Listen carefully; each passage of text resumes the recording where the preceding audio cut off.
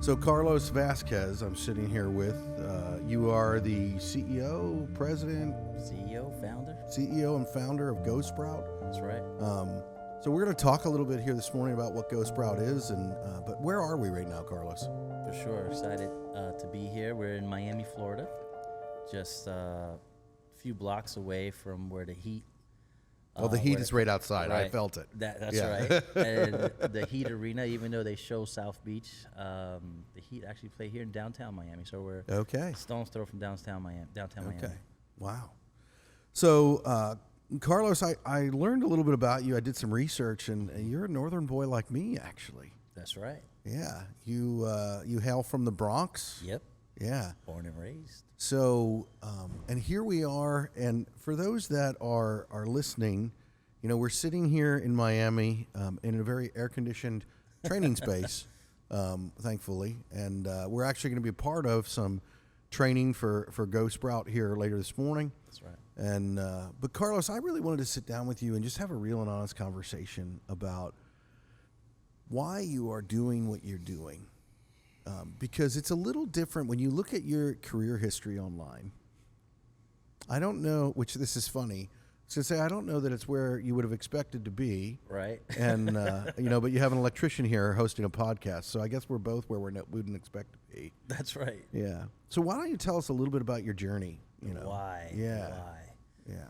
Yeah, I mean, I think the journey constantly evolving. I'm very open-minded to where the journey takes you. Yeah. But if I have to go back to my roots and think a little bit about what inspired me and what drives me to this day is around opportunity is what comes to mind. I mean, I think growing up in the Bronx, growing up in an environment where, you know, it was hard to find mentors, hard to find access, there was always someone willing to kind of help out, you know. Yeah. Whether that was a teacher, which education for me became a pathway, whether that was someone at the job. I've been fortunate early in my career. I had some good bosses, some good mentors. I think mentorship is inherent in being a good boss or a good, you know, supervisor. And so for me, taking the traditional / non-traditional path, because I did do traditional. I went to, you know, college, liberal arts, studied computer science. Couldn't find a job in computer science. But even before I graduated, I always wanted to be a teacher. Yeah. And being the oldest in the family, you know, you heard a lot about how teaching did not pay the bills. Yeah. And so I felt a lot of pressure to help at home, help out my mom. I was the oldest. I'm the oldest of 5. And so for me, it was something that teaching was my passion, but it didn't seem like a rational path. Yeah. And so I ended up, you know, studying computer science, couldn't find a job in tech, ended up working at a sheet metal shop. Come on. Yeah. My second interview was for a sheet metal, it was a sales coordinator position. Okay.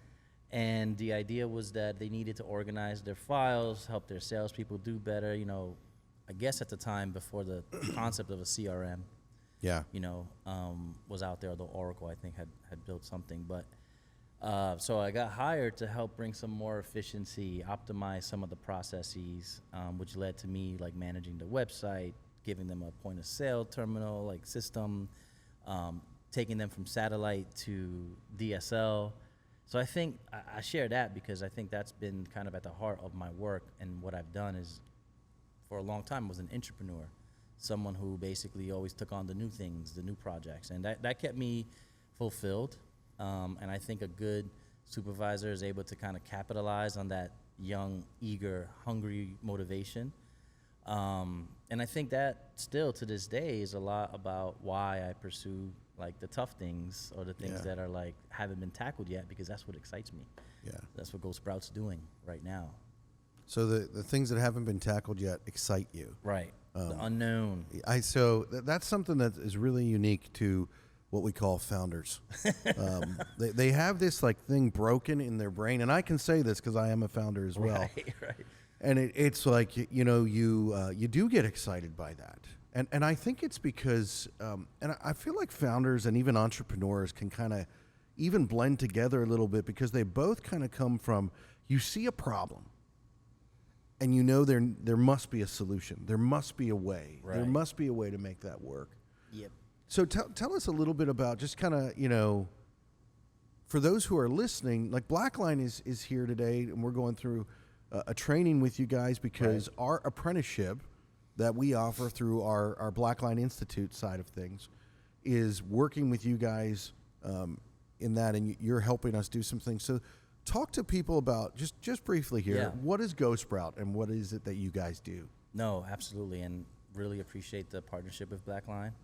Love how you guys are innovating in a space that has been dominated by a lot of, stigmas and narratives that aren't fully capturing the transformative effect of an apprenticeship. Absolutely. And so we don't have time to do a lot of the storytelling, so we love partnering with entities that are taking the time to do it. Yeah.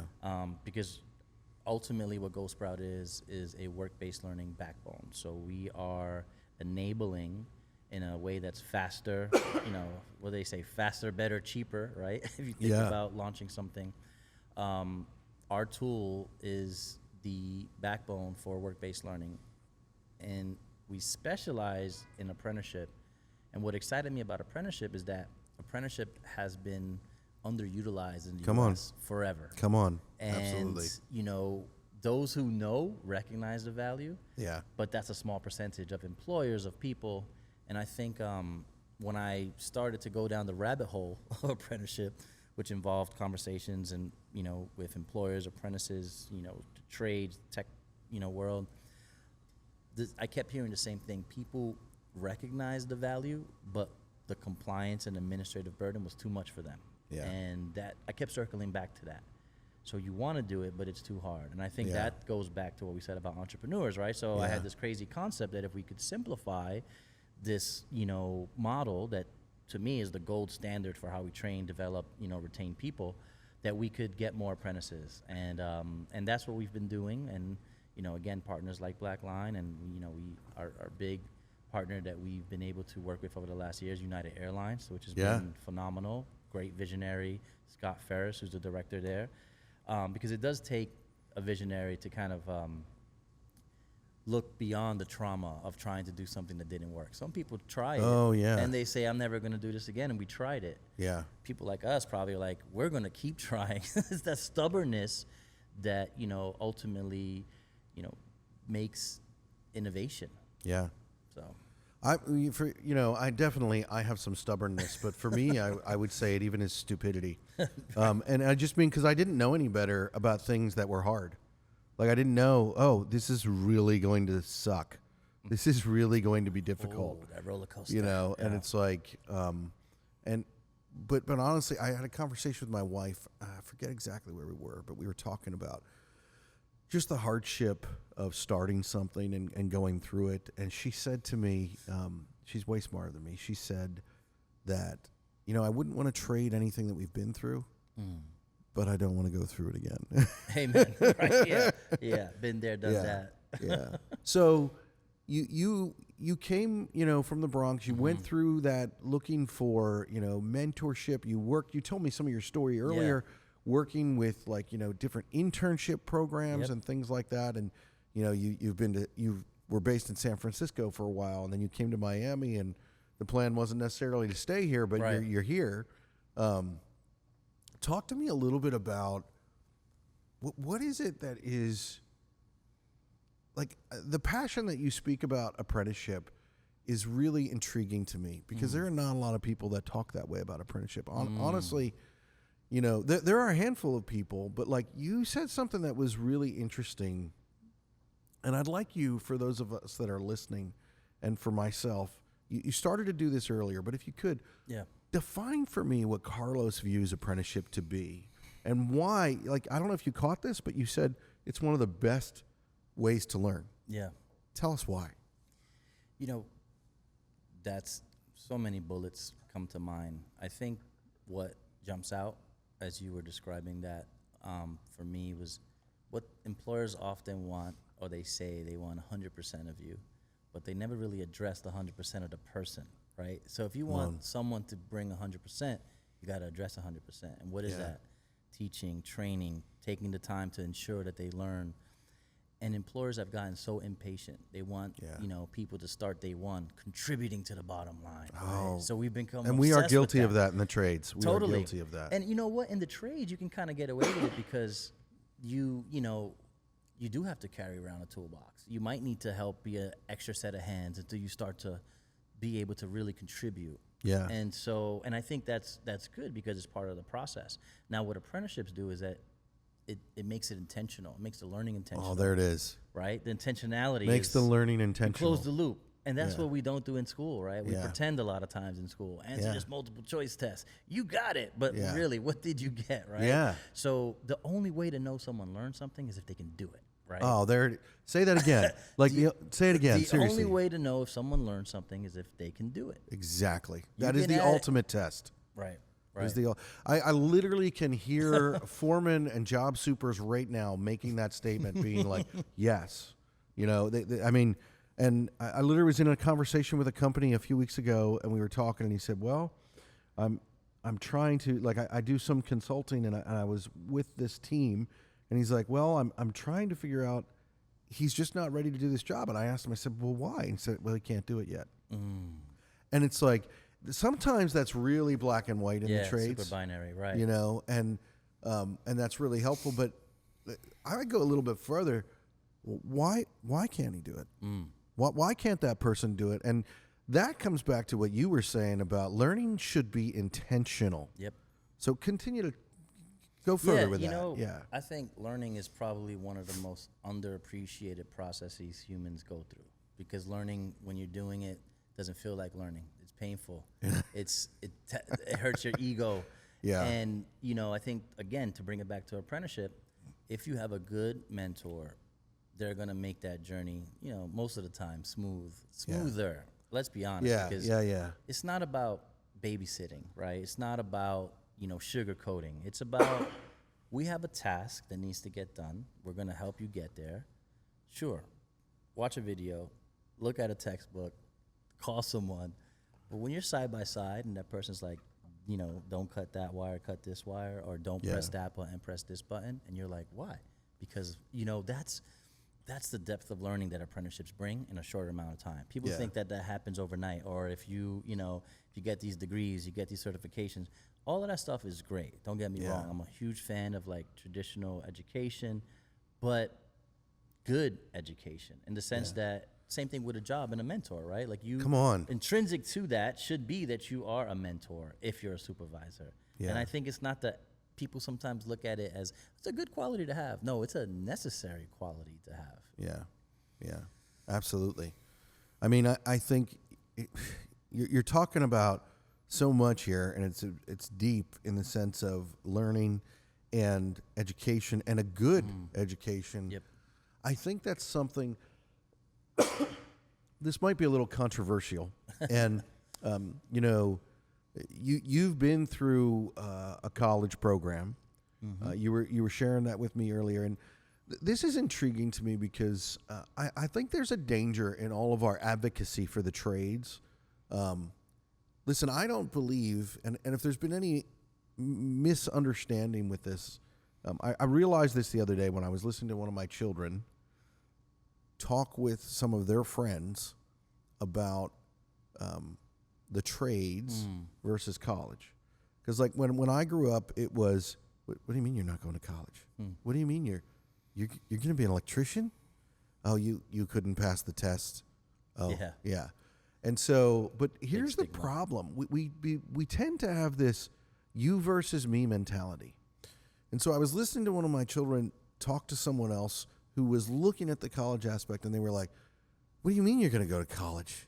Don't you see what the trades could be? And I had to stop them, and I had to say, hey, listen, I said, it's not one or the other. The deal is they're equal. Yeah. They're equal. And I believe that when you talk about a good education, and that's something that we've missed, and we've missed it on both parts. Listen, in the trades, we've missed it in telling the story and communicating what the brand of the trades is, what the reputation, what the story is, what the men and women are doing. Yep. We've missed that. But in colleges and in school, like you just look at some of the degree programs that are out there. I'm not going to say any of them because I don't want to alienate anybody, but There are some degrees that you do not need a 4-year degree for. Right. And you definitely don't need to spend a couple $100,000 for it. Right. You know, and the question comes down to that, kind of back to what you said. Can you do it and live with, you know, is there a, do you know when I started in the trades and I became a foreman, this is kind of a funny little story. Do you know how many art majors were laborers, or, you know, I mean, it was kind of funny. So, Carlos, what's a tool or a piece of gear that you can't live without? I would say lately it's been my these meta glasses that have a camera built in. Come on, tell me more. So outside of fighting the good fight and closing the digital divide, I'm also a coach. I coach my son's Little League 9U team. And so I try to balance being present. As an entrepreneur, you can get really caught up, right, in the hours, and you know, there are no hours, no limits. The glasses help me capture some of the moments that sometimes I can't be fully present in. And so that to me is really important. I do a lot of looking back, and when things slow down, I kind of open up some pictures. At the same time, or video, I'm intentional about using it with my son when I'm yelling at first base, and see him, you know, being able to use them to record his swing. Wow. Or the other players on the team, anyone on the team. So I feel like video for me has been something I've always been fascinated with. Yeah. One of my previous ventures back 10 years ago was a video coaching platform that was meant to disrupt the way we do career services. But that was a little too ahead of its time. You know, entrepreneurship is like kind of the right time, kind of the right, you know, solution. But no, the glasses for me, I've had a lot of fun recording moments and being able to kind of document them and look back at them. I think that's something, you bring that up, and I was talking with you guys here earlier about how I was born old, and Old soul. I really truly am, and so technology sometimes is something I despise, and you talk about that. We were talking earlier about AI and different things, and the reality is the hammer is a form of technology. Mm-hmm. You know, the chisel is a form of technology. Yep. And I think that, as you know, it's a human condition, especially once you have figured out how to do something and avoid pain. Like, I mean, I exist sometimes to avoid pain. I don't seek it out. Except when I learn that, oh, if I do this, you know, then this is what happens. And so I think that those of us that have been around, we need to kind of open our minds to things like that. Yeah. Because even what you're talking about with the glasses, you know, it's like, and listen, baby steps. If you're listening Right. and you're like, oh, it's not something I would do, that's stupid. But it's like, well, what is the risk versus reward? Like, what is the negative versus the positive? And there you have something where you're capturing moments with your son, and you're also capturing, you know, things that he can learn from. Yep. And I personally, I don't know if you noticed, but I think video is kind of a big deal. Yeah. You know, I think video is something that we need to be utilizing in storytelling, learning, education, That's right. all of it. And we have the technology that you don't actually need an entire film crew to even produce good stuff with the technology. Like, That's right. It's in the palm of your hands. That's the disruptive nature of it. And I had to second guess a little bit when I said that, because I'm the type of person, I don't know if you remember Short Circuit, dating ourselves here, right? Johnny Five was all about input. Oh, yeah. I've been an input kid my whole life. I've just always wanted input, you know, to the point where when I was younger, I was that kid that got excited when I inherited like my aunt's encyclopedias, right? And we're talking about, you know, late 80s, early 90s, and I'm getting these encyclopedias from like late 70s and 80s, and I'm still just like consuming, just watching and reading. And you know that encyclopedias, for those of you from Gen Z, are these bound papers that fill your home. I remember fill your home. That's right.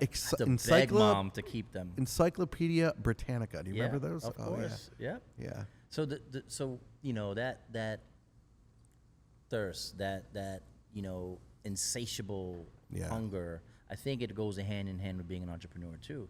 Except sometimes you're chasing things that the only way you're going to learn is by doing Yeah. and trying, because the answers are not there, you know. And I think that sometimes is the borderline craziness of being a founder, because you know, people ask, oh, okay, so go Sprout, but aren't there other tools doing it? Sure.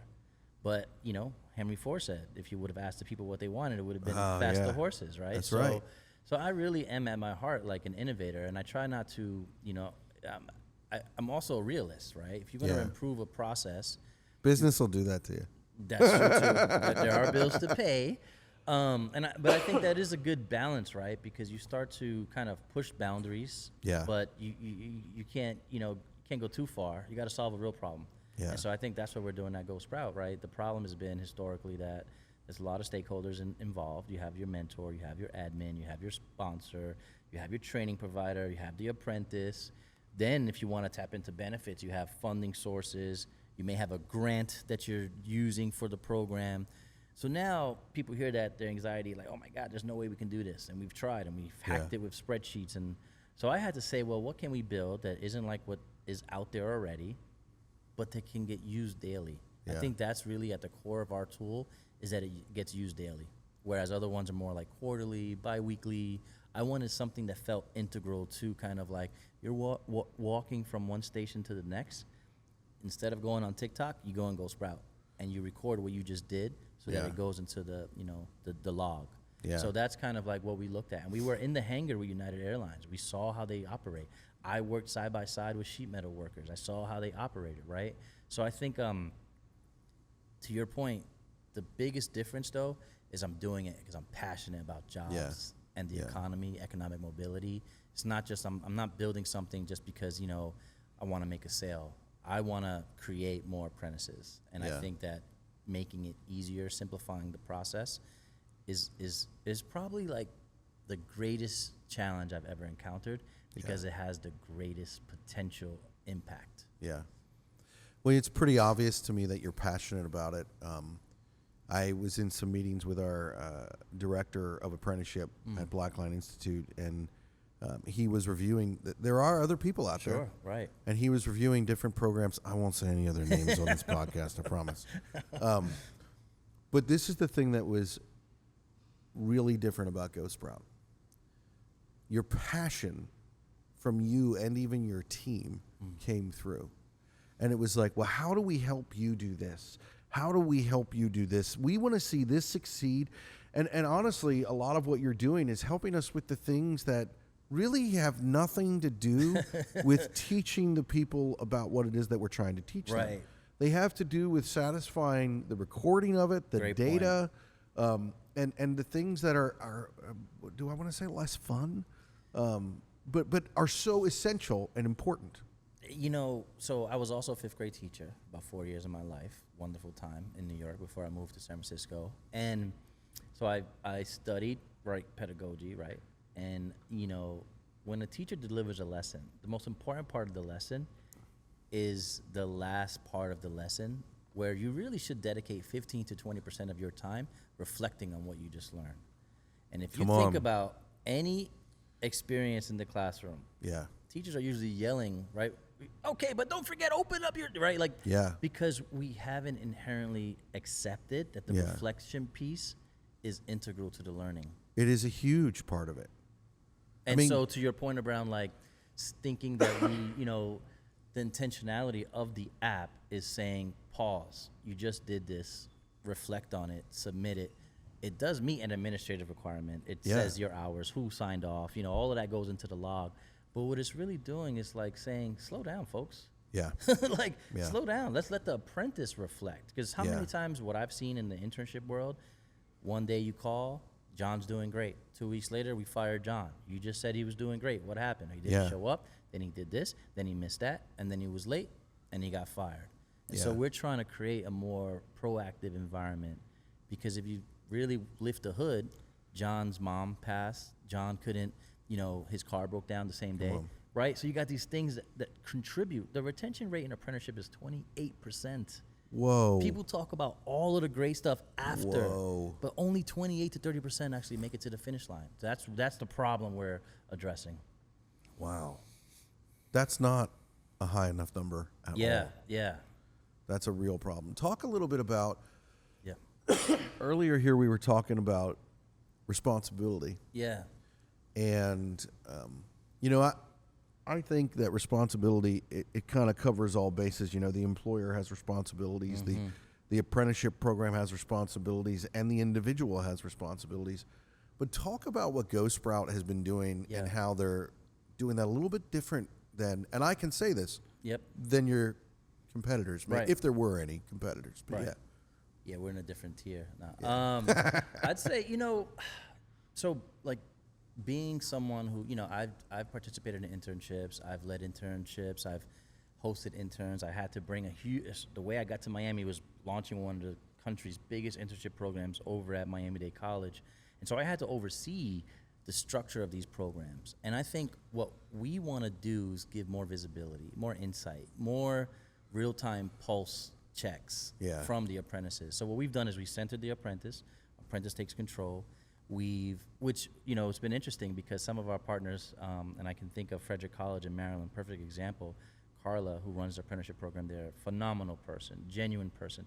What we've seen in our journey, we find our champions, and these are champions who, regardless of their title, because let me tell you, it is difficult to run an apprenticeship program. So when you find someone who's doing one, Yeah. right? You basically you have this common bond already. Like you're in the trenches. Yes. And so when you find someone like Carla, as an Trench example, warfare. trench warfare. Yeah. And it feels like that in the beginning. Another key thing that we've done, there's a big, a lot of colleges who deliver related training programs or any program think that employers don't want to be too involved, that they don't want to handle the paperwork, they don't want to do the busy work. And what we've seen is if you give them the right tools, they'll there do it it. is. That's There it the is. key. You can't send them a PDF and a spreadsheet and an attachment and a form that doesn't, that's what we've done with apprentices for apprenticeship. Yeah. So that's the other piece that we're doing. It's like a lot of those administrative things that typically create hell or give the stigma that it's impossible to do. We're trying to address those head on. Yeah. Well, I think you bring up a really good point about John, who we don't really know, That but is true, everybody we don't. has a John. Yes. And that is the fact that life exists. I think one of the big things, whether it's the trades, whether it's the airlines, whether it's Google, whatever, life, the human situation, we tend to forget that other people have things going on that we might not know anything about. That's right. And the reality of what's because we come to work and we leave our home life at home because we're here to do a job, Right. and it's like, and I think there's a balance there, but it's like we need to be aware of maybe like you said, maybe John's mom's in the hospital. Right. I remember, and this wasn't all that long ago, a few years ago, I was at a job meeting. It was really intense. We're on the job site. And literally 5 minutes before I walked into the meeting, I heard that my mom had been rushed to the hospital and that she might be dying of cancer. And praise God, she was not. But I didn't know that when I walked into that meeting. And some people were like, well, why did you go to the meeting? Sometimes you don't have a choice. And sometimes you're in shock and you don't know what to do. But I can remember being in that meeting and I realized no one in this meeting is aware of why I might be reacting this way or why I'm doing this or why I'm doing that. And that same thing with John. Yep. And it's like, and my point of why I'm saying that is we need to be aware of those who are around us and aware that they have lives and things that are going on that we might not realize. Right. And, we have to be careful about how we respond. We flew down here. We didn't drive the Bronco, and I know he was very disappointed about that. I was looking for it outside. We probably could have driven the Bronco because of our flights, but I remember even being on the plane, we had some problems with, you have these pesky things called like hurricanes and stuff like that, but whatever. They affect air travel. Yep. And so we deplaned and we got back on the plane and all this stuff, and throughout the evening, and I got to see different people interact with the stewardess and the flight crew in different ways. And let me be real. I wasn't happy, but I was very aware of, wow, we don't know what's going on in their life.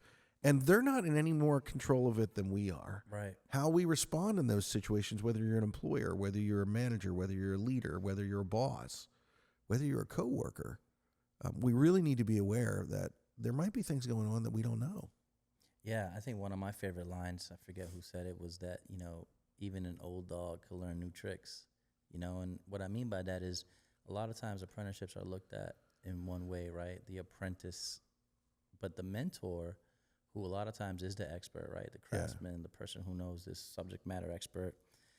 Just because you have that doesn't mean you are a good people person. Yeah. Doesn't mean you can't become one, because that's all relative to who you're with. Come on, right? absolutely. And so retention, if you think about it, one idea is like, it is natural to have a certain level of drop off in apprenticeship because of kind of like the whole construct of it.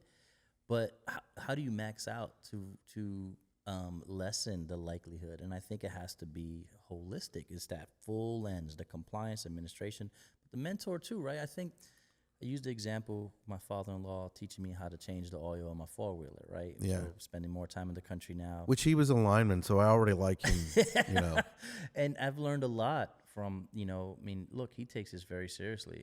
He's had thousands of apprentices, as he says. But I think he's someone, family man, right?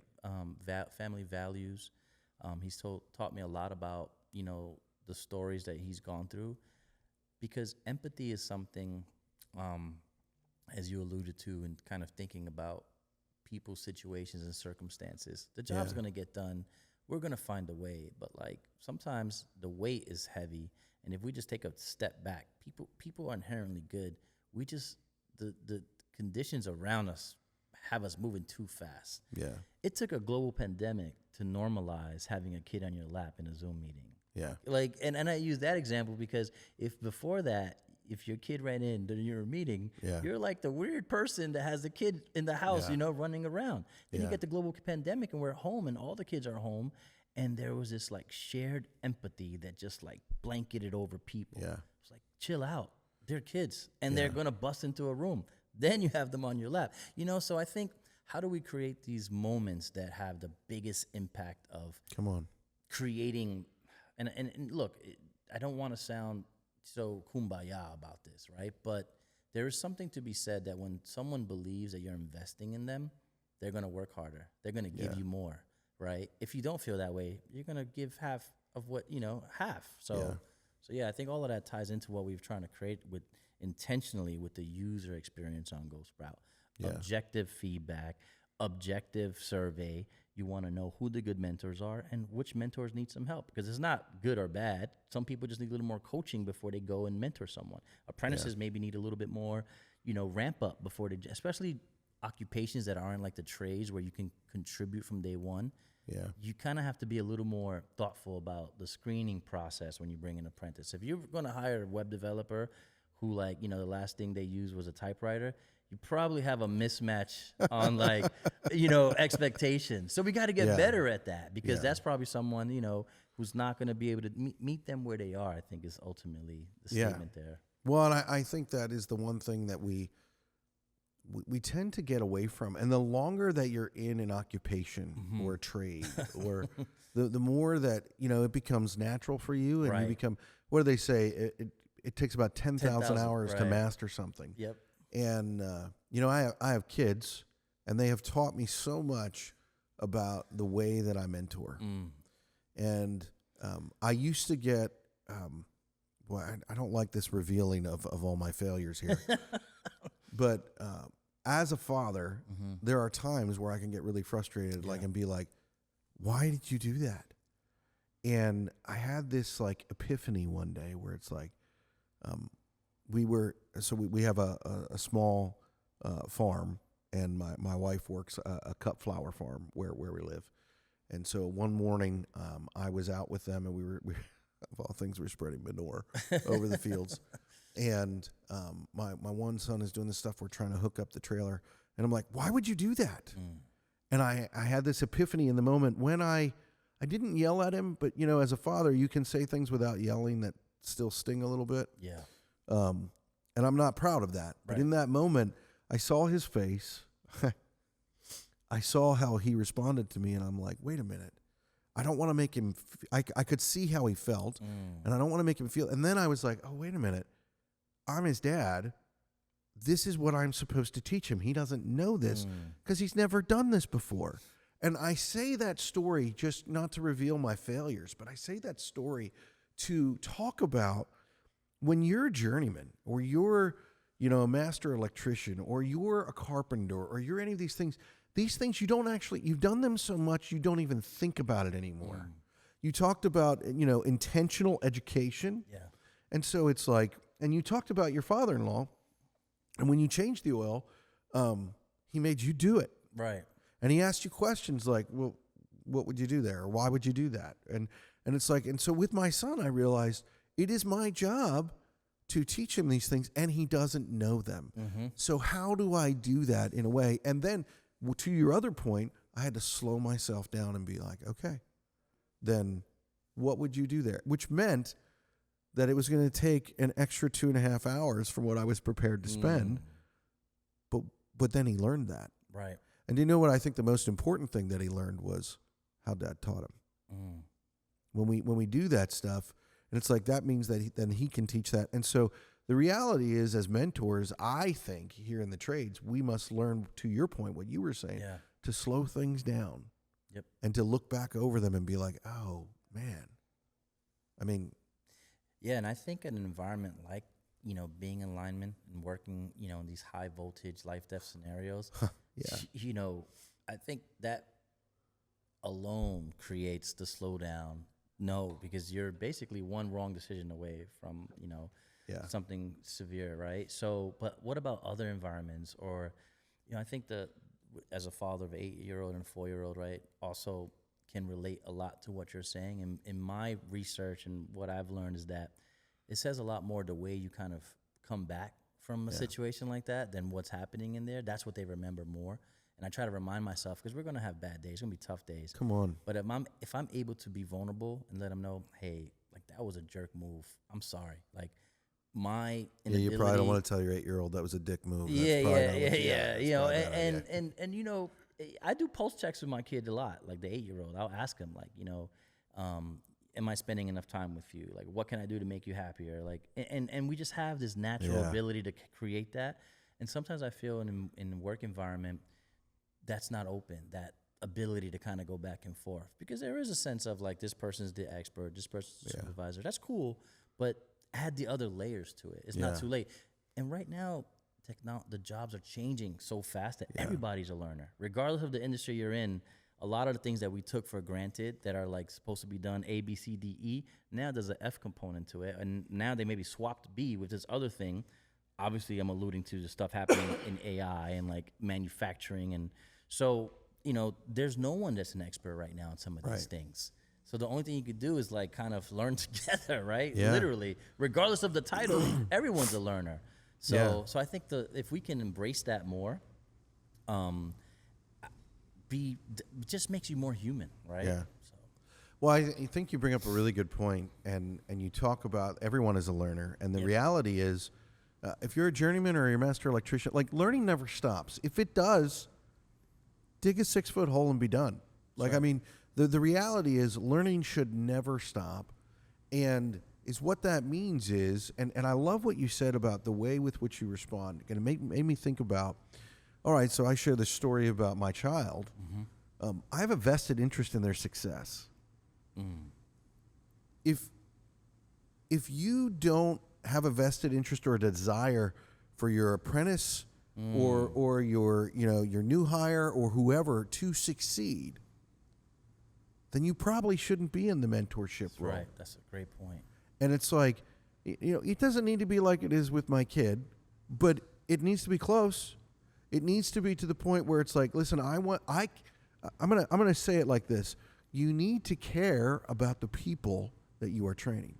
When you care about them, then it's easier for you to see that perspective of what John's going through, or what I'm going through, or whatever. And to your point, I love what you like. Honestly, it really, truly, like, it hit my heart when you said this. Your kids notice how you respond. Because the reality is you're going to make mistakes. You're going to do things that you wish you didn't do. And if you're like me, you want to just kind of push them over here and not talk about them. But if you want to be successful, you bring them things into the light, you talk about them. And for your kids, or even, and I mean, the way that it got me and what you were saying was at work, well, we don't want to talk about that. We don't want them to, we're just going to ignore that I treated you like that. Right. We're not going to talk about it. And we're going to act like I did a great job, because we do that at work. Because if I am vulnerable, and here it is, if I am vulnerable in this way, well, then you might use that against me. Mm-hmm.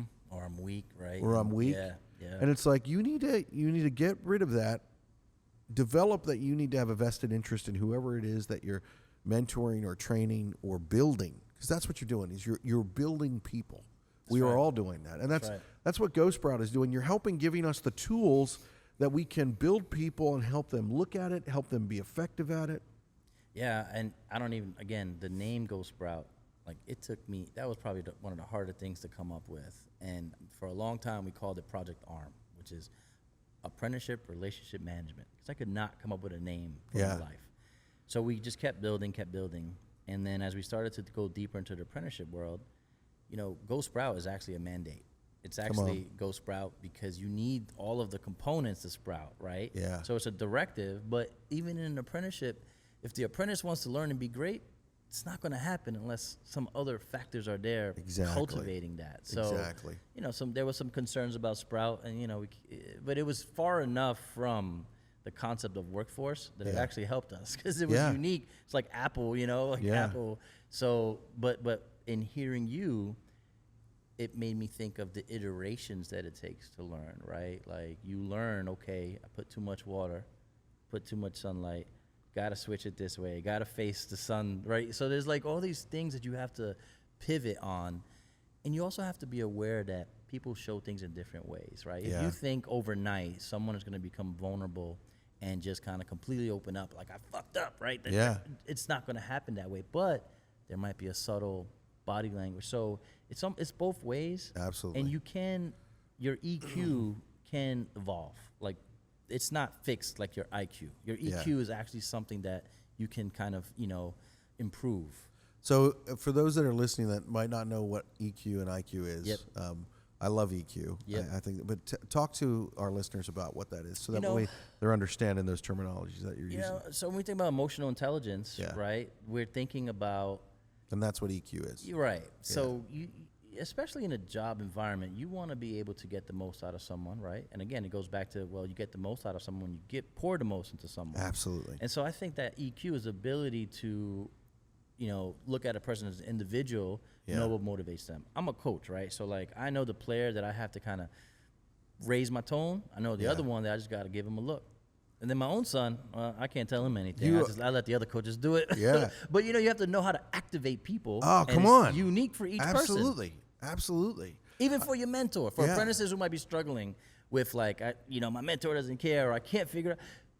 There's another way to activate them. You know what I mean? So it's a two-way street. And I think a lot of times apprentices, sometimes employers don't create the right framework, and they just have the apprentices jump in and treat them like a regular employee without remembering the intentionality of the training. Yeah. So I think the EQ, your emotional intelligence, doesn't mean you're like soft, doesn't mean you're like, it just means you're focused on getting the result you want and adapting to each individual. Well, I mean, what you touch on there is so true and so important. I have 3 kids, and I have to communicate differently with every single one of them. They do not, and to your point, with one of them, I need to be a little bit more intense.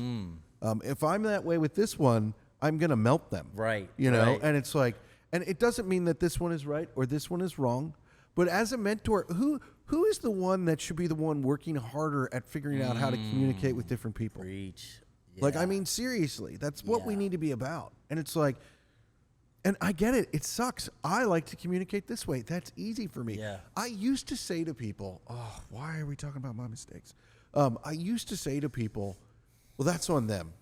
I didn't mean it that way, and they took it that way. Yeah. That's on them. And then I had this epiphany one day, and I'm like, oh, that's pretty arrogant of me and really not caring of me to be like, because whatever they've been through in life made them interpret what I said this way. And while I didn't mean that, I need to see where they're coming from. Like, and it could be whatever, but it's like, I'm married, so that's a great way to learn how to communicate, you know? I think at the end of the day, when you think about the dynamics of apprenticeship and over time, Boy, there the it is. bond. Yeah. You know what I mean? Like, it's like, I've had teachers who I thought hated me in school. My 5th grade teacher in particular, Miss Goldfinger, if you're out there watching, I now know you didn't, because people show that they care in different ways. Absolutely. And so if you can kind of like take that first thing, take that first thought, think about something else, challenge yourself. She's saying this or he's saying that, but what is under that? Most of the time it's like protection. Yeah. Or wanting it more for you than you realize you can, knowing your potential when you might not be so aware of it. Yeah. And so it is interesting art to it more than a science. But I think at the end of the day, as humans, like, we want the best for each other. Like, if things came down to it, even in the toughest relationships, we know when we have to unite against something or for something. Yeah. So, yeah. I do think that there's a natural, there is a natural understanding of what we know we need to do. But I also think as humans that we are selfish by nature. And we have to fight that. I'll say two things, and maybe it's just me. Because these are things that I know about me. I'm selfish naturally, and I can be fearful naturally. And when I make selfish and fearful decisions, they are never good, ever. And if I can get outside of, and I mean, you know this in what you are doing, it's like, when you give of yourself, I think we're actually made to do this. Right. We're made to be this way. When you pour into someone, when you go and they sprout, that is pretty fulfilling. I said my wife has a cut flower farm. She works. Yeah, don't go out there spreading manure all over the place. She folks. works for months and months and months before anything sprouts out of the ground. You can work for years and not see anything. That's right. Before you actually see something. And the key is to not give up. If you're the mentor, you're like, there are so many in the organizations that I'm a part of, from their founding that I've been involved in. There are so many people that are now leading parts of those organizations that if you would have asked me in the beginning, this guy is, if you would have said to me, this guy is going to run this, I would have said, you are out of your mind. I was thinking about firing them. And the reality is, some of them I did fire, and then we brought them back. But the reality is, I think it comes down to when you pour into people. Yep. Don't give up because you don't see the sprout coming out of the ground. Yeah, you have to. I mean, it's like it's a bank account, right? Yeah. So when you need to extract, sometimes you need to do something fast, or But if you're consistent about something, there it is. You can be a consistent jerk, or you can be a consistent good person who sometimes has to be a jerk. Yeah. And I think you're more likely to get something your way when people feel like you're consistently better than a jerk. Yeah. So it boils down to being that simple. And if you don't know, you should ask, right? Yeah. If you don't know if you are being a particular way, take the time out and be like, hey, is there anything I can do, differently? Like, if you don't know how. So for me, to reflect a little bit, I know I move fast, and sometimes, even though I'm like the kind of bubbly personality most of the time, there's sometimes when I got my game face on, there's some people are like, oh, wow, he's being pretty rough. So I have to make sure that when I have my game face on and I'm moving fast, either I contributed and like I'm being more consistently good and saying good things, or I slow down for the person just to be like, hey, I'm saying it this way because I'm trying to get this done. And that takes a pretty high EQ. Yeah, it's. I mean, that's a muscle that is hard to build. It really is, and it goes back, I guess, to the intentionality and the acceptance and the feedback. That feedback loop is critical. Absolutely. Like my team, they do that. My team will tell me, or someone will message me if I say something in our message Slack that seems abrasive, which a lot of times. Yes, let's talk more about your things. Well, tone when it comes to text. When people are so used to certain things and they see something in a one-liner. Wow, that was rough. I'm like, where? Help me understand. Because it's just the context that we apply. That's right. Creates a particular story. It's still valid, and worth a conversation. Because once I Absolutely. clarified that when I'm on the go and I do one sentence, it's not that I'm trying to be a jerk. It's just like I don't have the time to put the other stuff. So Yeah. again, it's like that vulnerability, that sharing the kind of norms, Yeah. right?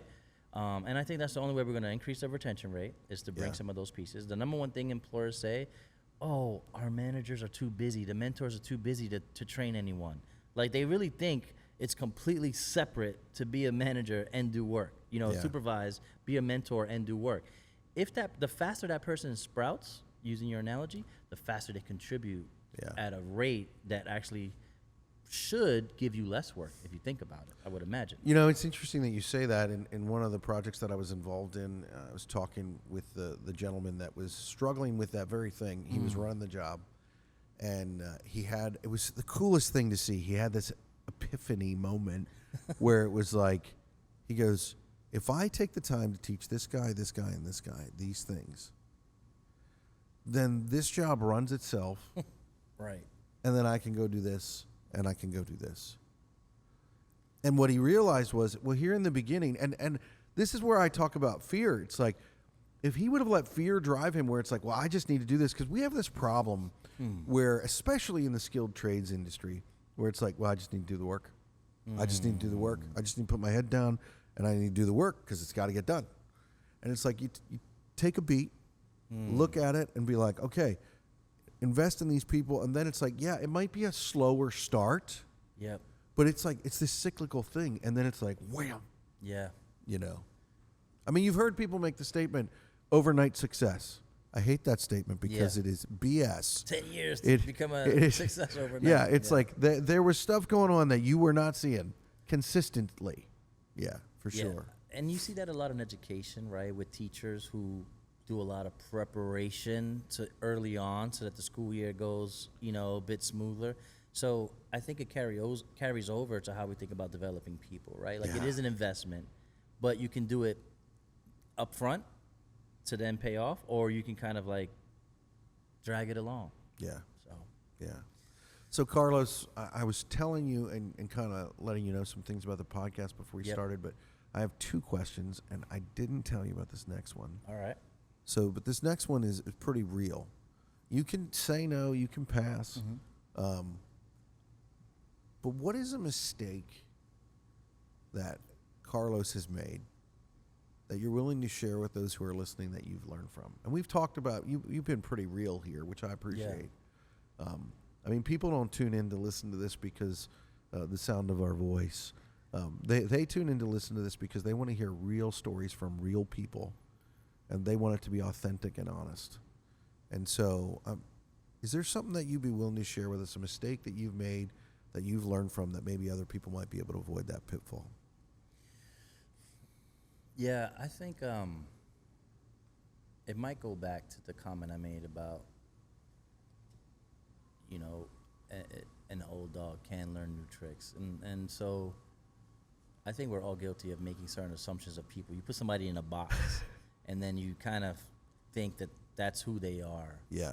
And I had a situation recently where I had someone who, was supposed to be a mentor in the sense that, being a part of a program, you get mentors assigned. Yeah. And I just couldn't get past her approach. I couldn't get past, it's like that coach that's not what's going to activate me. Yeah. And so I felt like I just kept getting into this cycle of Yeah. just like not hearing what was being said, but fighting back at what was being said. And I had to like really dig deep and be like, I know she means well. It's like I kept having to tell myself, Yeah. I know she means well. Yeah. And that sometimes gets drowned out with your own stubbornness again. Come on. Your Come on. strength becomes that double-edged sword. Yeah. So I had to really, and so, I thought it was done. I thought this is who this person is. And we finally had like a deep conversation because it just kind of blew up. Yeah. And she kind of told me exactly why she was doing it the way she was doing it. And it was like it was like that scene with Kaiser Sose right at the end. You're just like, what? And that's what happened. She said Usual something. suspects. She Yeah. said it, and I was Yeah. like the whole thing just made sense. Yeah. And so for me, it was just like, give people a chance, you Yeah. know, to, it's not going to happen all the time. Some people Yeah. are in that box. That's true, but it is worth it It's every worth time. it. Yeah. And to be honest, I got a stronger champion now in me. Someone who I thought there was no way this person could. And so, for me, it was a good barometer, a good test for me to see how far I was willing to go with this thesis of like, being vulnerable and trying all these things. I was basically giving up. Yeah. And then it took one statement that basically, so I guess ultimately, like, I don't know. I don't want to say, because am I an optimist? I guess. But that was something I felt that I had created this person's character already. Yeah. And so there might be light at the end of the tunnel as it comes to someone, and they might want something for you that you don't see in yourself. Yeah. So just got to give it a shot. Keep digging. Keep digging. Yeah. I love how you say that. Don't put people in a box. I think that sometimes we need to help break the box. I think of some situations that I've been in where I've made that same mistake. And actually, it's a little scary to think about because I haven't always stepped up to help break them out of the box. Because what I mean by that is, you talked earlier about the mentor and the apprentice. It's a two-way street thing. Yeah. Like mentors need to be activated, just like apprentices need to be activated. True. And so in that situation, you were the apprentice, and it's like, but right. you had to make a decision to, well, I'm gonna assume the best, and when you do that, it helps break them out of the box. Yeah. And I'm so stubborn, and I was in my world. I'm leading a team. I'm fighting. It's a startup. We secured a lead investor. Less than 1% of folks who in the space are able to do that. And so you carry your own chip on your shoulder. Yeah. You gotta humble yourself. So I Absolutely. humbled myself, and it helped when I got a little vulnerable with her, and she was like, "No, this is why," and I was like, got it. Yeah. Yeah. And now we're just completely changed the dynamics of the relationship. That's awesome. Yeah. That's awesome. Yeah.